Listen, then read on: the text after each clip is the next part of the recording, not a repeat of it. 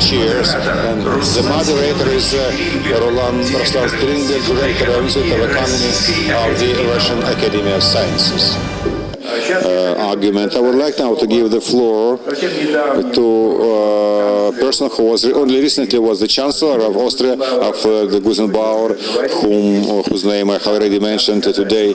I would like to say that he is one of the leaders of the world social democracy, vice president of the Social International, and for me it's a great honor that he has consented to be in our midst today. We have known each other for quite a long time.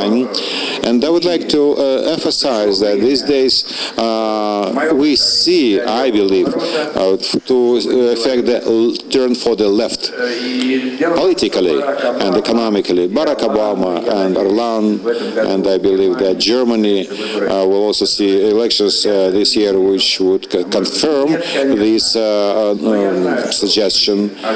But I know that under Alfred Guzenbauer, the GDP per capita in Austria exceeded the German GDP, and it was a great success, of course, by the chancellor, of course. You have the floor.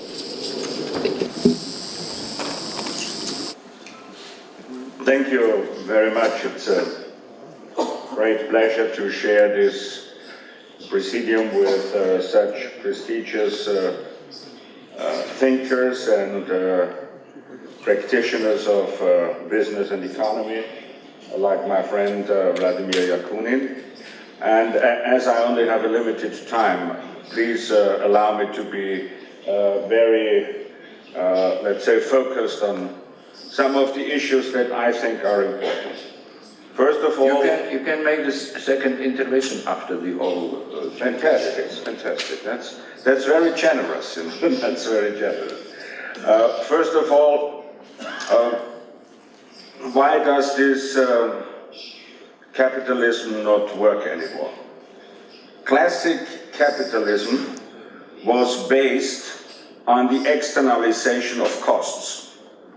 From the northern hemisphere to the southern hemisphere, and as soon as we switched into an economy of globalization, this externalization of costs doesn't work anymore. And the remarkable ideological tragedy that is happening right now is that we all know that this recipe doesn't work anymore, and the prescriptions that are delivered to the economies and to the countries around the world are that we all should do the same. And what is this prescription that is now offered to countries? We all should produce current account surpluses, which is the general recipe in order to help your economy to come out of the crisis. I think this is a very interesting proposal because it leads the economic debate to, or it transforms the economic debate to a mythological debate. Because the fundamental suggestion behind the proposal that we all should produce current account surpluses must be that there is life and economy beyond the globe. So that there should exist the possibility that we are going to export to the moon or to the Mars or another planet, which I think is highly interesting that the protagonists of this neoliberal model do not understand what is the consequence of their proposal. The consequence is their proposal only works if there is life beyond our planet, which at least up to now is not proven yet. The second thing is, I do not believe in the ultimate truth. And I do not believe that anybody has found a solution to all our problems. This is why I am strongly in favor of heresy. I am strongly in favor of the social experiment that people, countries and economies around the world have to try to do their best in order to achieve goals that are valid for their society. And what are such goals? Such goals are, of course, full employment. Such goals are certain social justice in your society. Such goals are equal opportunities for everybody in the society. And there are many more. And there is no formula that is valid for all the countries in the world. But I think history tells us that there have been more and less successful political projects. And I'm not here today as the chief propagandist of social democracy. But let's face it, if you look, for instance, to those parts of the world that have the longest social democrat practice of government, which are the Scandinavian countries, you will recognize that following some of the criteria, they are the most successful countries on earth. What concerns their level of employment, what concerns the level of social justice, what concerns the level of education and healthcare, and what also concerns the readiness of people to engage in a society and to produce social solidarity. There are, of course, also downsides that I do not want to neglect.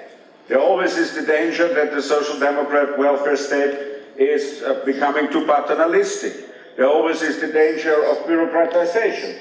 There always is the danger of an insider and outsider phenomenon. So there are a lot of downsides too. But if we are looking to the history of the 20th century, at least due to my understanding, and not only to mine, no social experiment has been more successful than that. And I just want to go back to my friend, late Tony Judd, who said that in the history of civilization, in his understanding, nothing more successful than the social democrat welfare state has been established, which does not mean that this can be taken as a formula all around the world. But the same ideas that have taken root in the Scandinavian countries, in some other parts of Europe, have taken root in Brazil and in other places around the world, where the concrete practice of social transformation, of course, takes a different feature.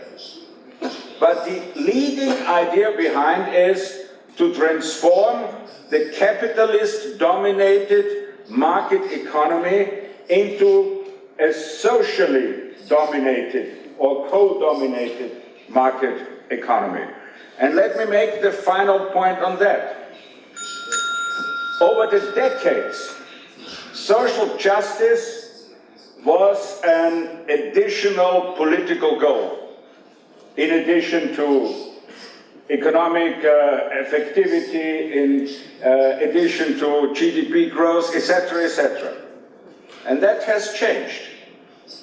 Nowadays, social justice is a fundamental prerequisite for economic success, because social justice only means that there will be additional demand that is more widespread and more socially distributed all around the world. And I come back to what Professor Wallerstein said. without demand that is coming from the people, there is no rescue of the economy.